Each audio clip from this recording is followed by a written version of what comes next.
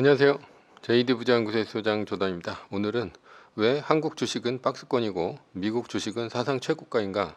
한국 주식 정말 버려야 하나? 이런 주제로 말씀드리도록 하겠습니다. 2021년 11월 5일 금요일 시황입니다.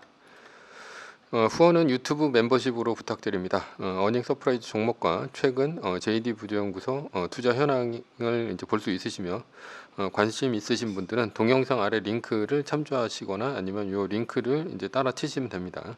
동영상 아래 링크를 붙여놨으니까 그쪽으로 들어오시면 됩니다.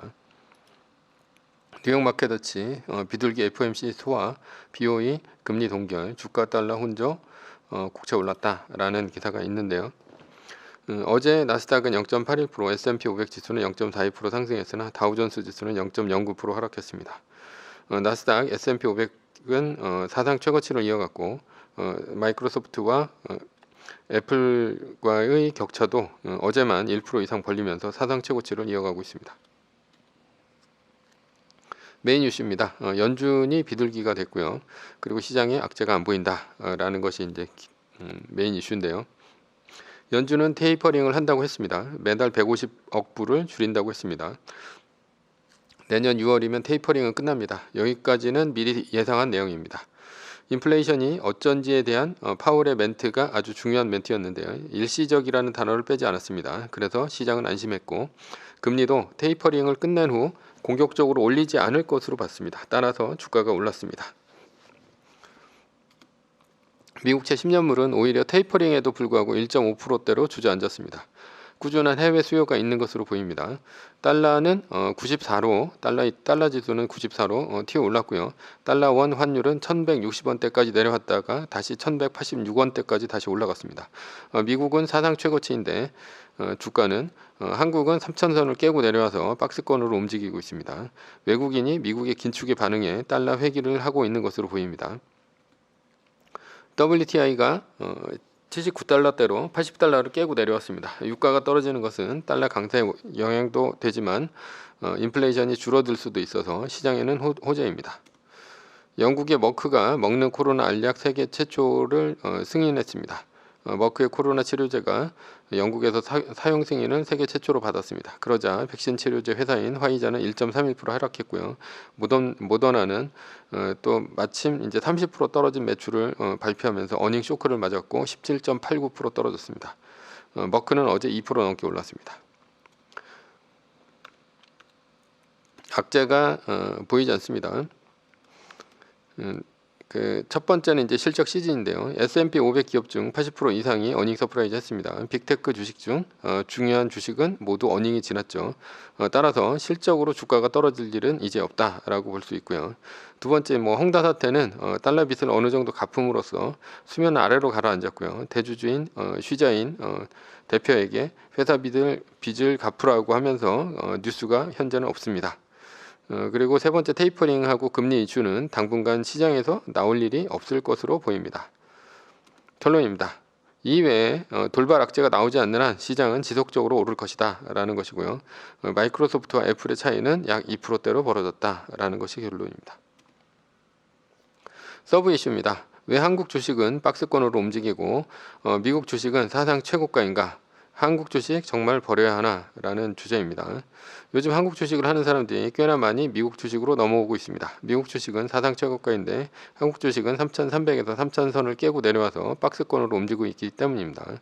그렇다면 왜 미국 주식이 한국 주식보다 강하게 올라갈까라는 것입니다. 첫 번째는 미국의 테이퍼링입니다. 최근 이슈로서 미국의 테이퍼링을 들 수 있습니다. 테이퍼링을 하면 미국의 달러 가치가 높아집니다. 게다가 테이퍼링을 한다는 얘기는 조만간 금리가 높아진다는 얘기입니다. 따라서 해외의 돈이 미국으로 몰린다는 얘기가 되죠. 반면에 한국 시장은 미국 시장이 금리를 올리기 전에 선제적으로 금리를 올려야 합니다. 그래야지 빠져나가는 달러를 금리로 유혹할 수가 있죠. 그러나 한국 시장은 금리 상승으로 인해서 유동성 축소를 겪고 한국 증시가 떨어질 수 있습니다. 주택담보대출 금리는 이미 5%대를 넘었고요. 앞으로 6%대도 심심치 않게 얘기가 나오고 있고요. 신용대출도 하루가 다르게 올라가고 있습니다. 그래서 3%대 초반에서 3%대 중반 이후로 이제 달려가고 있죠. 이런 와중에 이렇게 신용이 축소되는 와중에 주가가 올라가기 힘듭니다. 미국도 금리가 올라가면 앞으로 모든 주식이 올라가기 힘듭니다. 두 가지 주식이 앞으로 올라갈 것인데요. 첫 번째는 미래 성장중, 그리고 두 번째는 현금 유동성이 풍부한 주식이라고 볼 수 있습니다. 미래 성장주는 금리 상승을 이겨낸 만큼 성장성이 좋은 주식입니다. 이런 주식으로서는 뭐 대표적으로 테슬라나 엔비디아나 뭐 구글, 뭐 마이크로소프트 등이 있습니다. 두 번째는 현금 유동성이 아주 풍부한 주식인데요.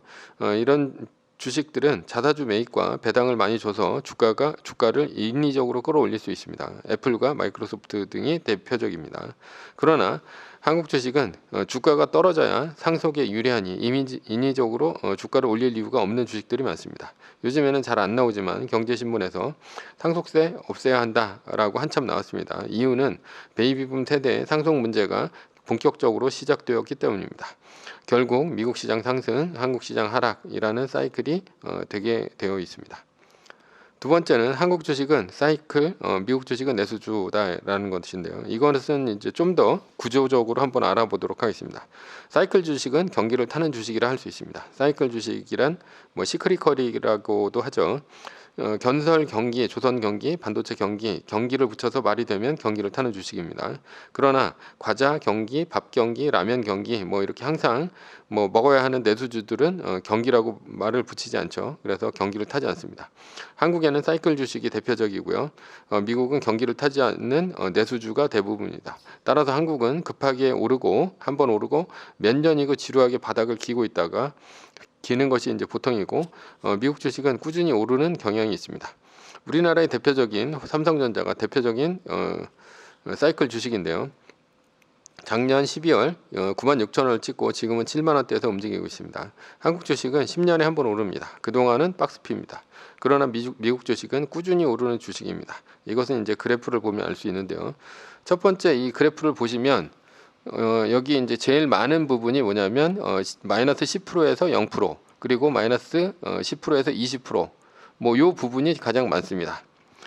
그러니까 그 한국 주식은 뭐 그 하락률이 이제 다 합하면 이제 거의 그 50% 가까이가 뭐 계속 떨어지는 날이 되게 많다라는 것입니다.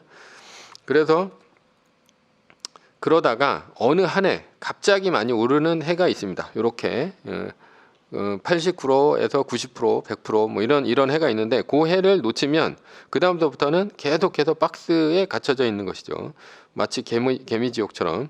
그리고 이제 10년간 박스피를 가다가 다시 이제 3천선을 뚫고 4천선으로 가는 것입니다.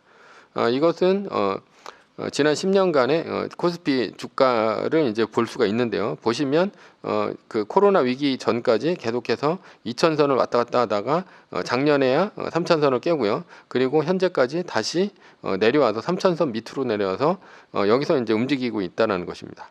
뭐 이렇게 본다면 앞으로 10년간은 박스피로 갈 수 있다라는 얘기가 되는 것이죠.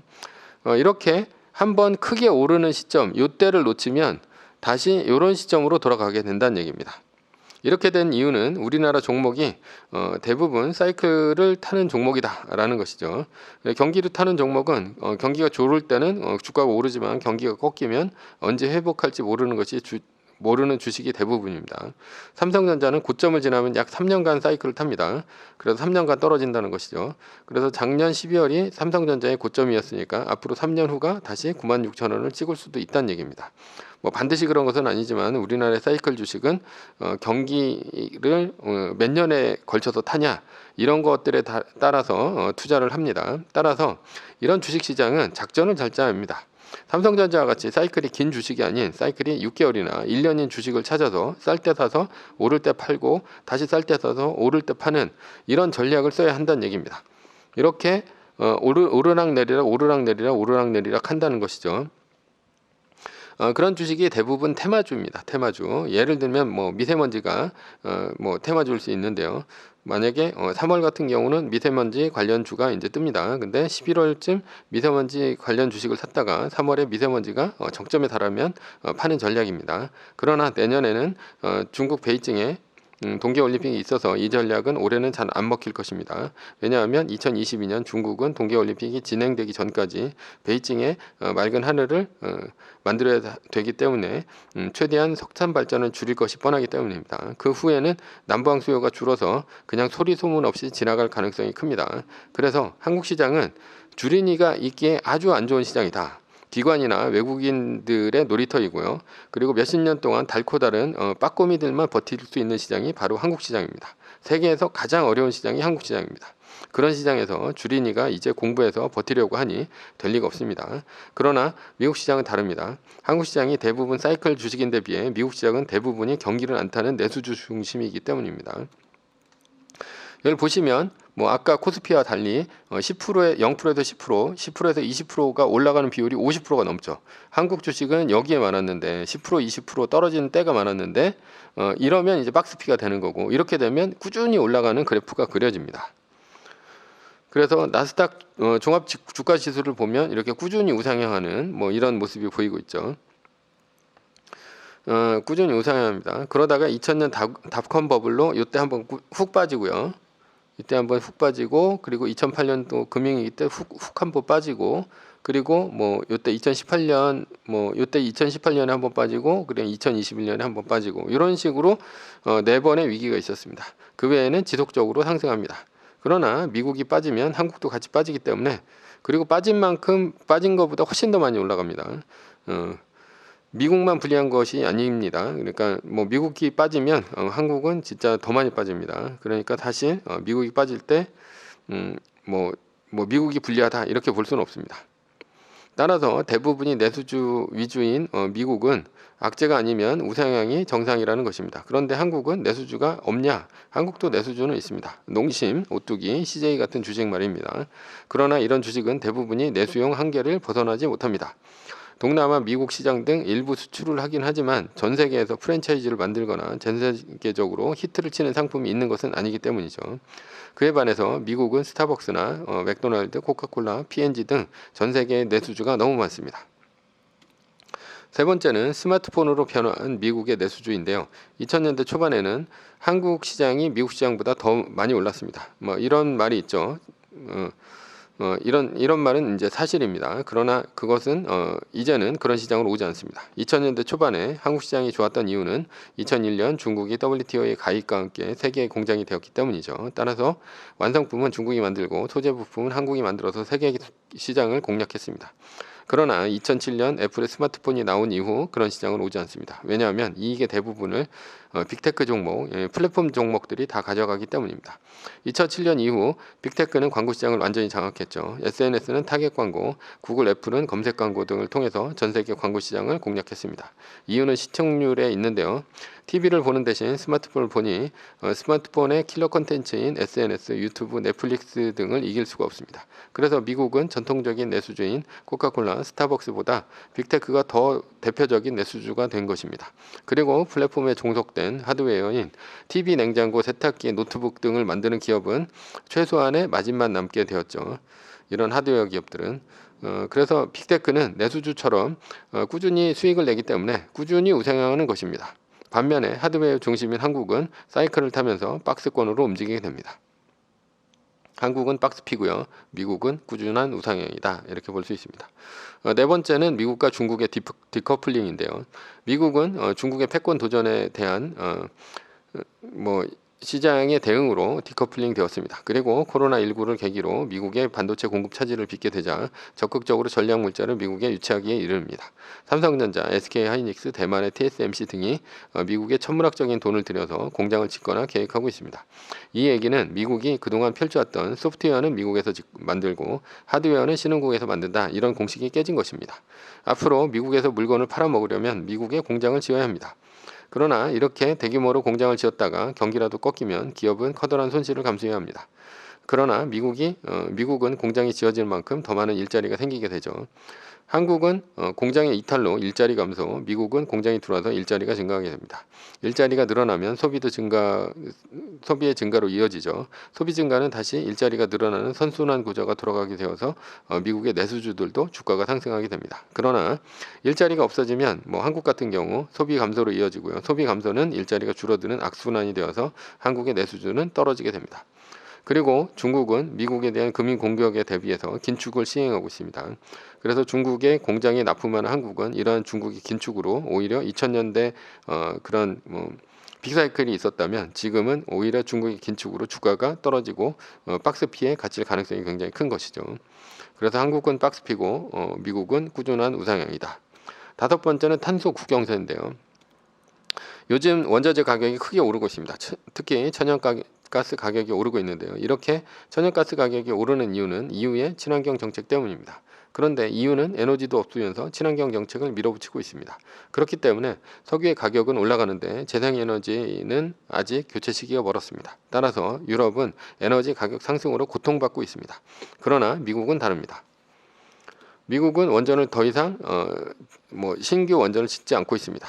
왜냐하면 미국은 태양광, 풍력 등 신재생 에너지 가격이 원자력 가격보다 더 낮기 때문입니다. EU가 탄소 국경세를 밀어붙이는 것은 결국 유로화로 한몫 보자는 얘기인데 사실 미국이 한몫 보게 생겼습니다. 논리는 간단히 얘기하자면 EU는 친환경으로 에너지를 돌리지 않는 신흥국 기업에게 탄소 국경세를 매겨서 그들에게 벌금을 받고요. 그 벌금으로 신흥국 기업의 물건을 공짜로 사겠다는 의도입니다. 그러나 EU보다 미국이 탄소 국경세를 매긴다면 훨씬 더 유리합니다. 미국은 사막도 넓어서 태양광도 풍부하고 풍력도 무신장하고 수력도 많아서 사실 친환경으로 모든 에너지를 돌릴 수도 있습니다. 마음만 먹으면 말이죠. 그러니 벌금을 매긴다면 미국이 훨씬 더 크게 매길 수 있습니다. 게다가 요즘 애플이 친환경 에너지를 사용하지 않으면 협력업체에서 빼버린다 이런 얘기를 종종 합니다. 이것은 애플뿐이 아니라 테슬라의 일론 머스크도 종종 하는 말입니다. 이 얘기는 그린 에너지를 쓰라는 얘기이기도 하지만 미국이 친환경 에너지 대국이 되고 나면 미국으로 공장을 옮기라는 말과도 같습니다. 한국이 모든 제품을 친환경으로 에너지를 만들 수 있을까? 라는 것인데요. 여기서 이제 석탄이나 석유 등 화력 발전이 한국은 대부분입니다. 따라서 거의 불가능하다 이렇게 볼 수 있고요. 그리고 앞으로도 전력 수요가 지금보다 2배는 더 늘어나는 만큼 원전을 아무리 많이 짓는다고 하더라도 송전 선로가 부족해서 공장까지 전기를 끌어올 수가 없습니다. 왜냐하면 송전 선로를 건설하려면 이렇게 땅을 지나야 되는데요. 지역 주민의 반대가 아주 심하기 때문에 송전 선로를 건설하기가 힘들다는 얘기입니다. 원전도 못 짓고 송전 선로도 못 건설하면 친환경 에너지는 물 건너가는 것이고요. 공장은 당연히 미국으로 가야 하는 것 맞습니다. 미국은 공장 짓는데 세금의 인센티브와 보이지 않는 친환경 에너지 인증으로 미국으로 더 빨리 공장이 가도록 하는 효과가 있을 수 있습니다. 탄소 감축 공약 중국 520조 원 들여 원전 150기 추가 건설한다. 이런 기사가 났는데요. 중국은 발빠르게 친환경 에너지인 원전을 짓고 있습니다. 사실 우리나라에서 아무리 원전 반대해봐야 전 세계 국가에서 35년간 세운 원전보다 중국의 동해안에 더 많은 원전을 짓게 됩니다. 그러면 우리나라는 중국 원전 사고의 위험에 노출되어 있습니다. 노출되게 된다는 얘기죠. 그래서 일본의 후쿠시마 원전 오염수가 방출되는 곳이 어디냐라고 봤을 때 이게 이제 태평양 아닙니까? 중국은 원전 사고가 나면 편서풍 때문에 낙지는 한국으로 올 것이고요. 서해는 죽음의 바다가 될 수 있습니다. 심지어 중국은 서해 바다의 공해상에 원전을 짓는 프로젝트도 진행하고 있습니다. 그러니까 중국의 동해안에 짓는 것이 아니라 공해상에 짓는다는 얘기죠. 그것도 한국에 아주 바짝 붙여서 지을 것입니다. 그러나 사고만 나지 않는다면 원전은 탄소 하나 나지 않는 친환경 에너지가 맞습니다. 아마도 EU도 원전의 친환경 인증을 해줄 것입니다. 왜냐하면 프랑스의 에너지 75%가 원전에 의존하고 있기 때문입니다. 만약 원전이 친환경이 아니라면 프랑스서부터 원전을 다 없애야 합니다. 그러나 그럴 리가 없죠. 독일 같은 경우가 원전을 포기했는데요. 독일의 메르켈이 자신의 신념에 따라 원전을 없앤 것이고요.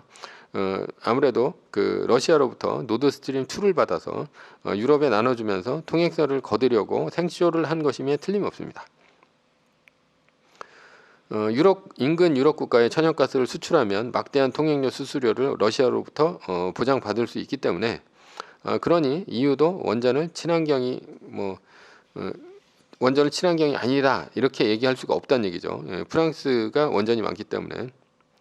결국 신재생 에너지 가격이 미국이 싸기 때문에 미국은 탄소 국경세를 유럽이 저렇게 외치는 것이 솔직히 내심 기쁠 수도 있습니다. 탄소 제로라는 아젠다로 얼마든지 전략 물자인 공장도 빼앗아 오고 일자리도 만들고 탄소 국경세를 가지고 벌금을 걷어서 물건도 공짜로 살 수 있습니다. 한국은 요즘 과도한 탄소 제로 목표를 정하고요. 기업에 전가 중입니다. 경제신문에서는 죽는 소리를 하지만 기업은 다른 생각이 있을 것입니다. 이러면 어쩔 수 없이 미국으로 간다고 하는 생각 말입니다. 결론입니다. 한국은 박스피, 미국은 우상향합니다. 미국에서도 세계 1등 주식에 투자하면 더 우상향합니다. 공황이 오면 리밸런싱과 말뚝박기로 대응하면 됩니다. 매뉴얼입니다. 세계 1등 주식은 전고점 대비 2.5% 떨어질 때마다 10%씩 팔면서 리밸런싱을 하다가 나스닥 마이너스 3%가 뜨면 말뚝을 박는 것입니다. 자세한 내용은 JD 부자연구소 다음 카페를 참조하시거나 아니면 동영상 밑에 링크를 참조하시면 됩니다. 전제는 세계 1등 주식은 우상향합니다. 위의 상황은 매뉴얼일 뿐이고요. 따를 사람은 따르고 참고할 사람은 참고하시면 됩니다. 주식을 사고 파는 것에 대한 모든 책임과 이득은 본인에게 있습니다. 매뉴얼을 지키다가 포모가 두렵다면 매뉴얼을 지키지 말고 3%대 판 가격이나 리밸런싱 때 판 가격보다 단 1불이라도 떨어졌다면 전량 매수하시기 바랍니다. 오늘은 왜 한국 주식은 박스권이고 미국 주식은 사상 최고가인가, 한국 주식 정말 버려야 하나 라는 주제로 말씀드렸습니다. 지금까지 JD 부자연구의 소장 조던이었고요. 콘텐츠가 좋았다면 구독, 좋아요, 알람 설정 부탁드립니다. 지금까지 들어주셔서 감사합니다.